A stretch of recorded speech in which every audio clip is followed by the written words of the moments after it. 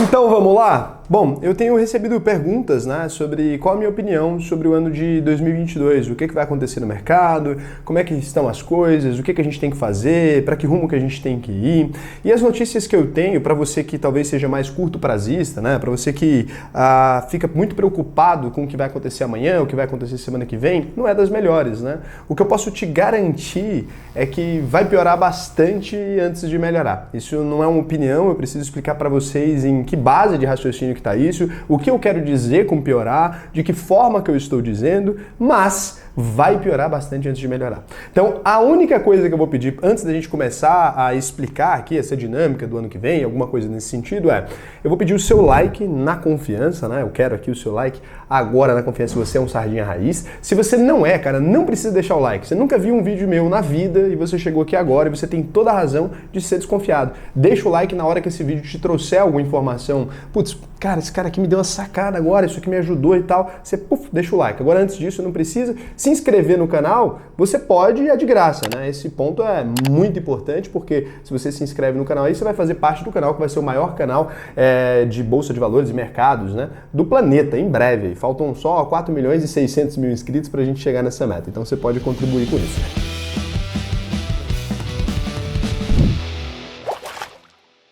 Por que eu tô falando que vai piorar bastante antes de melhorar? A primeira coisa é que a gente tem que entender que o mercado, né, ele é um reflexo daquilo que acontece na economia real. O que a gente tem visto nos últimos 2 anos, principalmente, foi desde o ano que começou a pandemia, foi uma completa desestruturação da nossa economia. Nossa economia, ela já vinha dando alguns sinais complicados. A gente sabe que lá atrás nossos políticos foram um pouco irresponsáveis ali, para dizer o mínimo, com a situação fiscal do Brasil. Eles foram irresponsáveis com o controle ali das rédeas, gastaram de maneira extremamente louca ali, insana realmente, e com isso, né, eles gastando sem fazer nenhum tipo de arroxo, sem fazer nada que reduzisse, né, esses gastos de alguma maneira, a gente acabou chegando numa economia que deixou de crescer. A economia do Brasil cresceu bastante no começo do século XXI aqui, e agora ela é uma economia que, apesar de ser ainda uma grande economia, a gente tem visto, né, que enquanto os outros países crescem, né, a gente vê os tigres asiáticos cada vez subindo uma etapa a mais naquele ranking das maiores economias do mundo, e o Brasil, que era o único país ali da América Latina que tinha posições relativamente boas ali, né, por ser um país continental, começou a cair. Então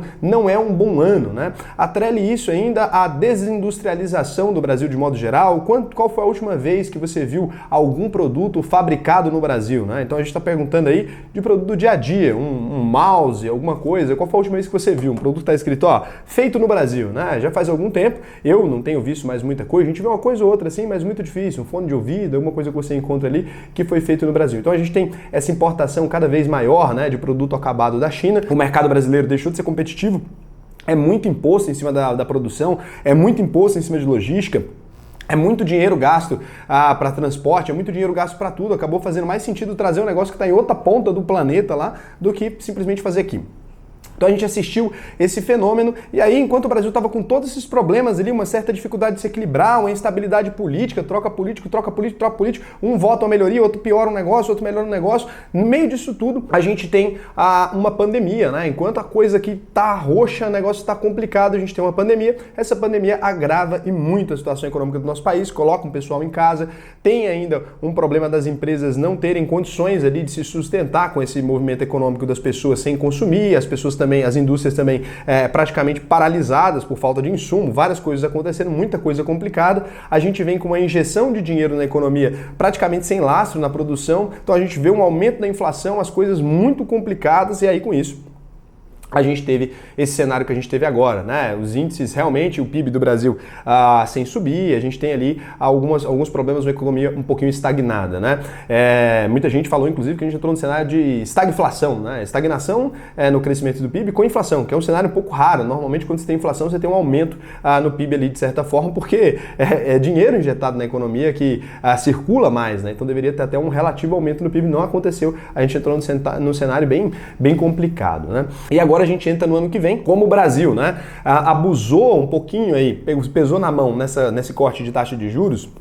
E eu tô tentando aqui não entrar em viés político, nada, por isso que eu tô suavizando as coisas, tá? Então, a gente suavizei tudo, suavizei tanto de um lado quanto do outro. Não sei se vocês perceberam, eu contei a história ali, suavizando bem por outro lado, agora eu tô suavizando pro lado também que tá aí.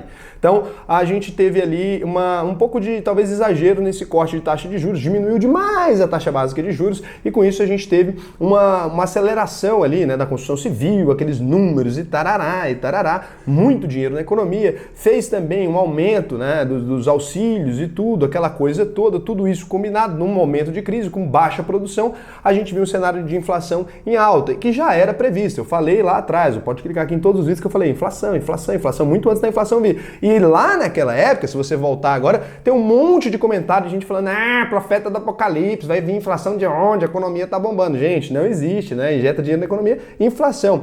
Com exceção a economistas de esquerda, ninguém tem dúvida disso, né? E economistas de esquerda é um negócio raro. Então, a gente teve todo esse cenário ali de inflação que aconteceu de fato, e agora a gente tem um aumento generalizado na taxa de juros. E aqui vem a constatação do começo desse vídeo. Vai piorar bastante antes de melhorar. Por quê? No cenário onde a taxa de juros, né, ela se elevou agora para 9,25 e vão elevar ainda para 10 ponto alguma coisa. Já foi dito que vão se elevar para 10 ponto alguma coisa, já está previsto, né, um aumento desse tamanho desse volume. Isso vai ajudar a controlar a inflação. Tudo bem, tira dinheiro da economia ali, aumenta a taxa de juros, diminui ali a quantidade de dinheiro na economia, diminui esse aumento gigantesco da inflação, porque a taxa Selic é o principal mecanismo de controle da inflação no Brasil, mas quando a gente faz isso também, a gente tem um outro reflexo, né? Se você tem R$1 milhão, imagina comigo, né? Imagina que você tem R$1 milhão aí na conta, no banquinho, tá aqui agora.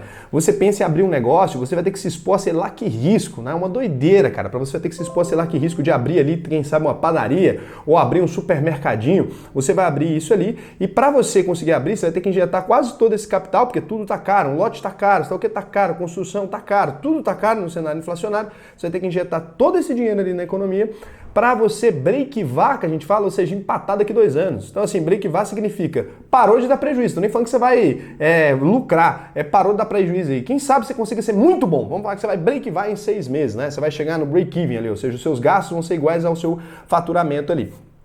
Nesse momento que você break-voou aí, você não teve lucro ainda. Quanto tempo você precisa desse estabelecimento começando a lucrar, dando ali cerca de 10 mil ou de 20 mil por mês, para você recuperar o seu investimento de R$1 milhão lá atrás, né? Quanto tempo você precisa para fazer isso? Então você precisa de bastante tempo. Agora imagine o seguinte, num cenário de Selic, né, a 10%, você pega esse mesmo dinheiro seu, você tem o mesmo R$1 milhão ali, você coloca ele agora, né? Coloca ele agora, fala assim, cara, eu tenho aqui, eu vou colocar ele agora no Tesouro Selic. Vou só subir ele, não vou fazer nada.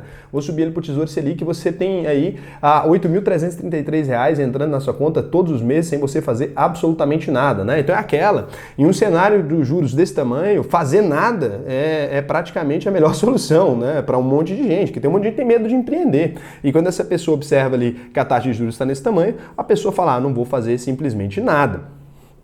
Então, como abusou muito desse corte de juros lá atrás, daria pra gente ter ficado com a taxa 6 ali por um tempo muito maior, só que levaram para 2, achou que a gente era a Inglaterra. A gente não era a Inglaterra, né? Percebeu rápido, ainda bem que a gente não era a Inglaterra, percebeu que a gente não era os Estados Unidos, percebeu que a gente não era o Japão com juro negativo, rapidinho perceberam aí, mas poderia ter sido até pior, perceberam, mas agora a gente vai ter que arcar com as consequências dessas decisões que a gente tomou. Então a tendência com um cenário desse tamanho é o seguinte, cara, muita gente que às vezes nem preferia a renda fixa, o cara vai olhar ali, ó, a bolsa, né, numa situação complicada, um ano difícil ali, o cara vai olhar, putz, eu tenho meu R$1 milhãozinho aqui, eu vou colocar isso aqui em fundo imobiliário para levar 7% ali, se tem um CDBzinho de banco, eu divido em 5 aportes ali, né, para não passar do limite do FGC, divido ali em diversas instituições e eu fico aí a 15%, 150 mil por ano, na teta, pré-fixado, e com a taxa de juros desse tamanho, inflação vai controlar, o maluco pensa, ele dá aquela refletida e fala, acho que não, hein? Vou ficar de boa, vou tomar marguerita em Cancún, que nada que eu vou para a economia real. Então a tendência quando a taxa de juros está desse tamanho é que a gente veja, principalmente os fundos imobiliários, principalmente empresas geradoras de renda,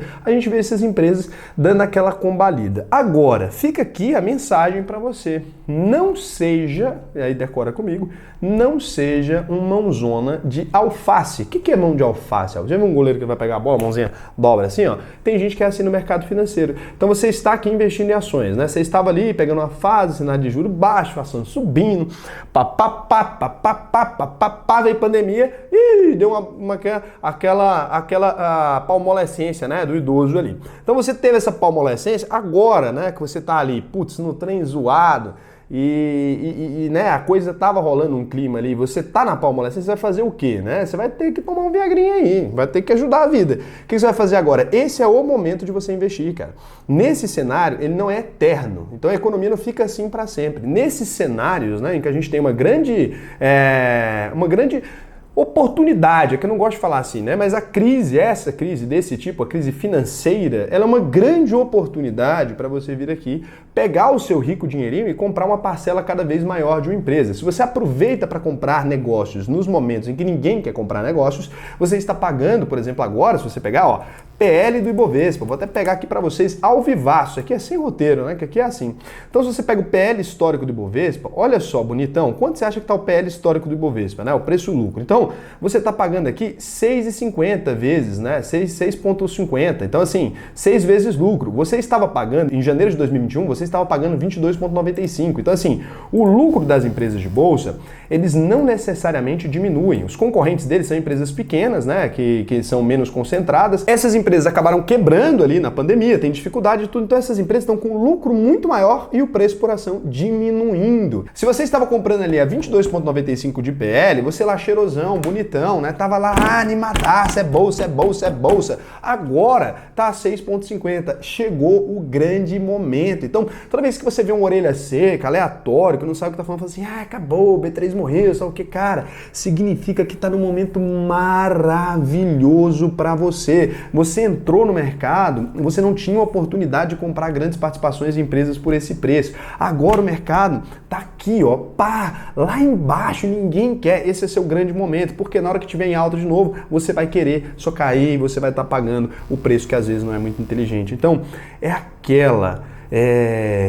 Compre ao som dos canhões, né? E venda ao som dos violinos. É só o contrário disso aí, porque esse pessoal é meio emocionado. Só compre ao som dos canhões e esteja ali, né? Recebendo seus maravilhosos dividendos, esteja com a sua valorização de cota lá quando você ficar velho, ao som dos violinos. A galera toda falando, agora é momento de bolsa. Toda vez que você vê alguém falando, agora tá na hora de bolsa, se os jornais estiverem falando que a bolsa tá maravilhosa e tal, cara, reflita. Provavelmente está nos piores momentos para você entrar. E quando todo mundo estiver falando que tá horrível, que tá ruim, é esse o momento. Então eu vou deixar para vocês aqui o vídeo histórico, né? Daquele momento triste, aquele momento complicado lá da pandemia, quando deu a merda. E eu falei uma coisa para vocês que, assim, falando de investimento, né, é o que faz sentido. Infelizmente, é claro, né, que a gente está falando de um problema de saúde, um monte de coisa. Só que para o mercado, especificamente falando de dinheiro, que eu sei que você veio aqui para ver isso, a gente está num excelente momento.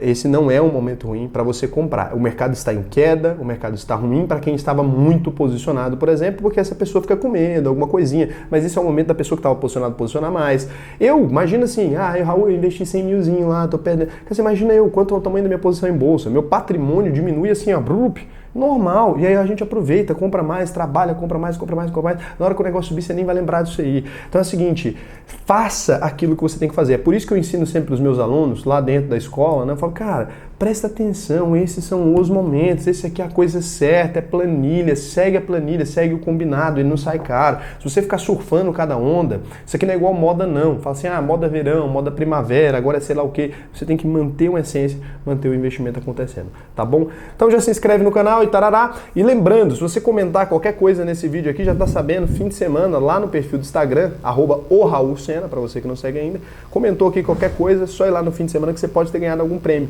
Então muita gente ganha, às vezes esquece de ir lá pegar, tá? Muita gente ganha aqui porque comentou e fala, não fui pegar. Então lá no fim de semana a gente faz esse negócio lá, eu mostro nos stories quem foram os vencedores dos vídeos da semana, tá bom? Beijão pra vocês, até o próximo vídeo.